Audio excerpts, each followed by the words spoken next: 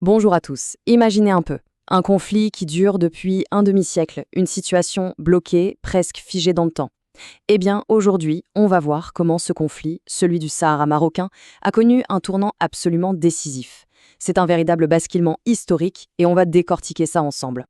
La question qu'on se pose, c'est comment un conflit aussi long, 50 ans quand même, peut-il basculer aussi vite? Ça paraît presque surréaliste, non?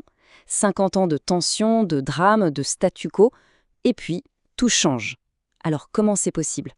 Retenez bien cette date, le 31 octobre 2025. C'est ces jours-là que tout a basculé. Le Conseil de sécurité de l'ONU a adopté une résolution qui a, en quelque sorte, sifflé la fin de la partie et mis un terme à une fiction qui n'avait que trop duré. Alors entrons maintenant dans le cœur du sujet.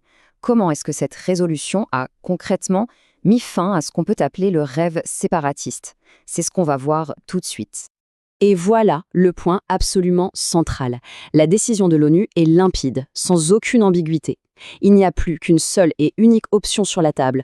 Toute discussion, toute négociation doit obligatoirement partir du plan d'autonomie sous souveraineté marocaine. C'est la seule base. Point final.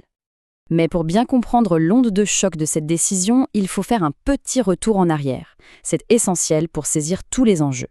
Alors comment est-ce que toute cette histoire a commencé ? Ok, petit résumé. Tout commence en 1884 avec l'occupation espagnole. On fait un grand saut jusqu'en 1973, des jeunes étudiants marocains créent le Front Polisario. 2 ans plus tard, moment clé, la Marche verte en 1975. Une mobilisation populaire incroyable qui montre l'attachement de tout un peuple à son Sahara. Et enfin, en 1976, l'Espagne se retire et le Sahara revient à sa mère patrie, le Maroc. Et ça, c'est un point fascinant et souvent oublié. À l'origine, il n'a jamais été question de séparation. Les fondateurs du Polisario, c'étaient des patriotes marocains. Leur but était clair, bouter les colons espagnols hors du territoire pour que le Sahara réintègre pleinement le royaume du Maroc. Mais voilà, très vite, des acteurs extérieurs, notamment la Libye de Kadhafi et l'Algérie, sont entrés dans le jeu. Ils ont instrumentalisé ce mouvement. Et l'objectif initial a été complètement dévoyé pour se transformer en une revendication d'indépendance. C'est comme ça qu'on a créé de toutes pièces un conflit qui allait empoisonner la région pendant un demi-siècle. Ce détournement a donc mené à 50 ans de blocage. Mais cette nouvelle résolution de l'ONU vient balayer tout ça. Alors, qu'est-ce que ça change concrètement? Quelles sont les conséquences politiques, économiques de cette décision historique? Eh bien, le changement est radical. Avant, on parlait de référendum, d'indépendance. Toutes ces options sont maintenant de l'histoire ancienne. L'ONU a définitivement fermé la porte à ces scénarios. Aujourd'hui, la seule et unique voie, c'est l'autonomie au sein du Maroc. L'impact est immense et on peut le voir sur 3 niveaux. D'abord, politiquement, c'est une victoire éclatante pour la diplomatie marocaine.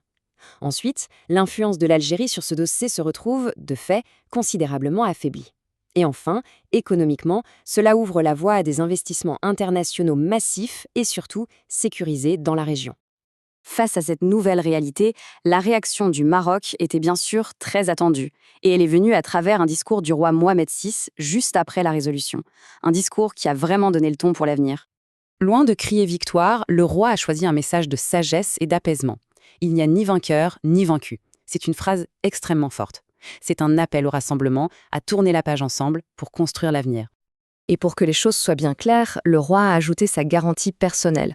En tant que plus hautes autorités du pays, il s'est engagé à ce que tous ceux qui reviennent au Maroc bénéficient des mêmes droits et des mêmes libertés que n'importe quel autre citoyen marocain. C'est un engagement d'une force symbolique énorme. Donc, si on résume, on a la résolution de l'ONU qui fixe le cadre et la main tendue du Maroc qui ouvre la porte. C'est un moment de vérité, une occasion historique, une ultime opportunité pour les populations qui se trouvent dans les cantines d'Ouf. La question devient alors très simple. Quel avenir choisir? Désormais, il n'y a que 2 chemins possibles et ils sont diamétralement opposés. Le choix est limpide. Soit on choisit la voie du réalisme, on accepte la nouvelle donne, on négocie les modalités de l'autonomie et on rentre au Maroc pour participer à la construction de l'avenir. Soit on s'entête, on s'accroche à un rêve qui est devenu impossible et on condamne les siens à rester dans la précarité et l'exil.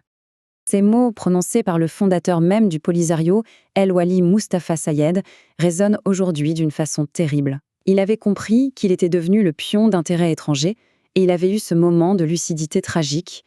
Nous avons commis un crime contre notre peuple. Continuer dans cette impasse, ce serait prolonger ce crime. Le Maroc, lui, est une nation riche de toutes ses composantes. Sahraouis, Rifains, Soussis, Amazirs, Arabes. Tout le monde construit le pays ensemble. La porte est donc grande ouverte pour que tous les enfants du pays, sans aucune exception, rejoignent cet élan national. Pour le Maroc, le dossier est clos. Comme le disait le grand poète Al-Moutanabi, « Je dors l'esprit tranquille pendant que d'autres veillent et se querellent.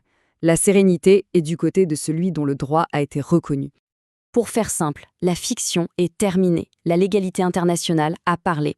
Le débat est clos et l'avenir, lui, est clair. Il s'écrira dans le cadre de l'autonomie, sous la souveraineté marocaine. Et voilà, on arrive à la fin de notre décryptage. Si cette analyse vous a semblé utile, si elle vous a aidé à y voir plus clair, la meilleure façon de nous soutenir, c'est de vous abonner pour ne rien rater des prochaines. Partagez-la aussi avec votre entourage et surtout, on insiste là-dessus, laissez un commentaire. On a vraiment à cœur de lire vos avis, vos réactions pour enrichir la discussion. Merci beaucoup de nous avoir suivis et à très bientôt.